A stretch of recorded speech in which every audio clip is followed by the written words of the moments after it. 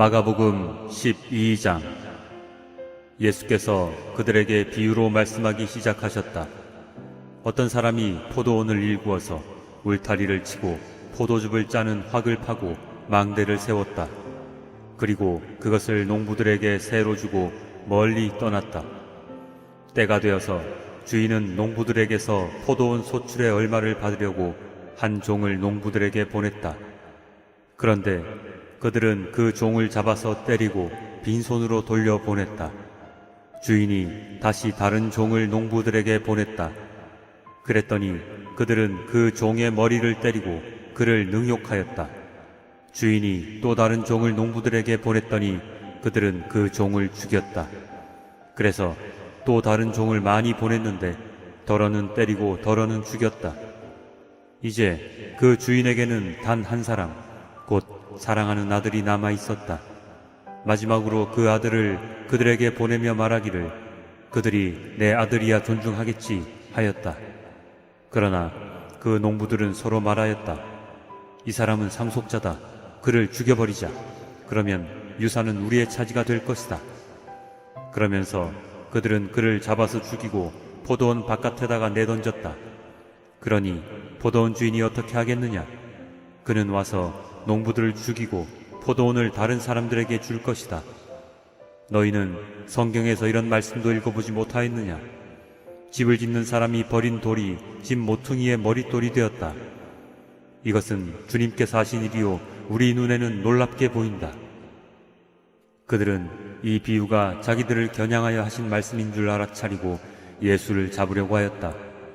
그러나 그들은 무리를 두려워하여 예수를 그대로 두고 떠나갔다. 그들은 말로 예수를 책잡으려고 바리새파 사람들과 헤롯 당원 가운데서 몇 사람을 예수께로 보냈다. 그들이 와서 예수께 말하였다. 선생님, 우리는 선생님이 진실한 분이시고 아무에게도 매이지 않는 분이심을 압니다. 선생님은 사람의 겉모습으로 판단하지 않으시고 하나님의 길을 참되게 가르치십니다. 그런데 황제에게 세금을 바치는 것이 옳습니까? 옳지 않습니까? 바쳐야 합니까? 바치지 말아야 합니까? 예수께서 그들의 속임수를 아시고 그들에게 말씀하셨다. 어찌하여 나를 시험하느냐? 데나리온 한 잎을 가져다가 나에게 보여보아라. 그들이 그것을 가져오니 예수께서 그들에게 물으셨다. 이 초상은 누구의 것이며 적힌 글자는 누구의 것이냐? 그들이 대답하였다. 황제의 것입니다. 예수께서 그들에게 말씀하셨다. 황제의 것은 황제에게 돌려주고 하나님의 것은 하나님께 돌려드려라. 그들은 예수께 경탄하였다.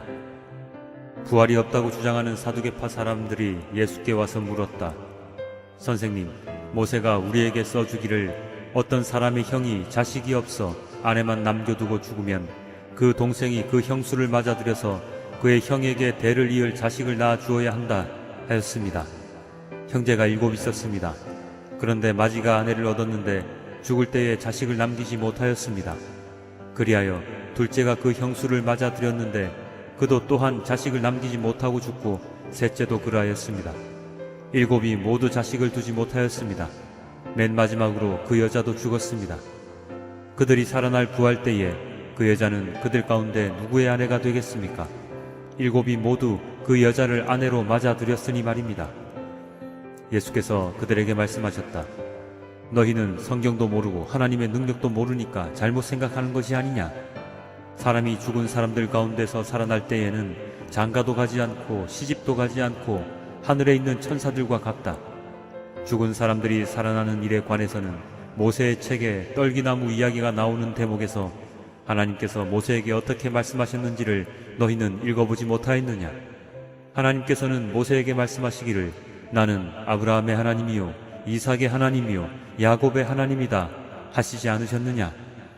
하나님은 죽은 사람들의 하나님이 아니라 살아있는 사람들의 하나님이시다. 너희는 생각을 크게 잘못하고 있다. 율법학자들 가운데 한 사람이 다가와서 그들이 변론하는 것을 들었다. 그는 예수가 그들에게 대답을 잘 하시는 것을 보고서 예수께 물었다. 모든 계명 가운데서 가장 으뜸되는 것은 어느 것입니까? 예수께서 대답하셨다. 첫째는 이것이다. 이스라엘아 들어라. 우리 하나님이신 주님은 오직 한 분이신 주님이시다. 내 마음을 다하고 내 목숨을 다하고 내 뜻을 다하고 내 힘을 다하여 너의 하나님이신 주님을 사랑하여라. 둘째는 이것이다. 내 이웃을 내 몸같이 사랑하여라.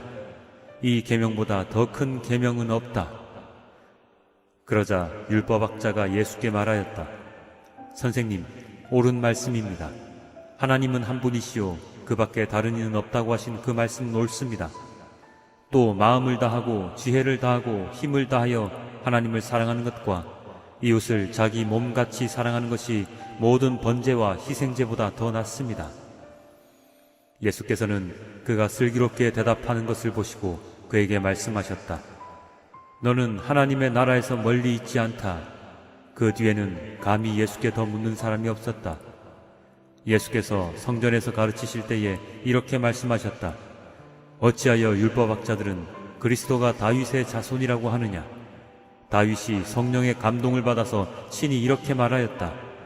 주님께서 내 주께 말씀하셨다. 내가 내 원수를 내 발 아래에 굴복시킬 때까지 너는 내 오른쪽에 앉아 있어라. 다윗 스스로가 그를 주라고 불렀는데 어떻게 그가 다윗의 자손이 되겠느냐? 많은 무리가 예수의 말씀을 기쁘게 들었다. 예수께서 가르치시면서 이렇게 말씀하셨다. 율법학자들을 조심하여라. 그들은 예복을 입고 다니기를 좋아하고 장터에서 인사받기를 좋아하고 회당에서 높은 자리에 앉기를 좋아하고 잔치에서는 윗자리에 앉기를 좋아한다. 그들은 과부들의 가산을 삼키고 남에게 보이려고 길게 기도한다. 이런 사람들이야말로 더 엄한 심판을 받을 것이다. 예수께서 헌금함 맞은쪽에 앉아서 무리가 어떻게 헌금함에 돈을 넣는가를 보고 계셨다. 많이 넣는 부자가 여럿 있었다. 그런데 가난한 과부 한 사람은 와서 렙돈 2닙 곧 한 고드란트를 넣었다. 예수께서 제자들을 곁에 불러놓고서 그들에게 말씀하셨다. 내가 진정으로 너희에게 말한다. 헌금함에 돈을 넣은 사람들 가운데 이 가난한 과부가 어느 누구보다도 더 많이 넣었다. 모두 다 넉넉한 데서 얼마씩을 떼어 넣었지만 이 과부는 가난한 가운데서 가진 것 모두 곧 자기 생활비 전부를 털어 넣었다. 아멘.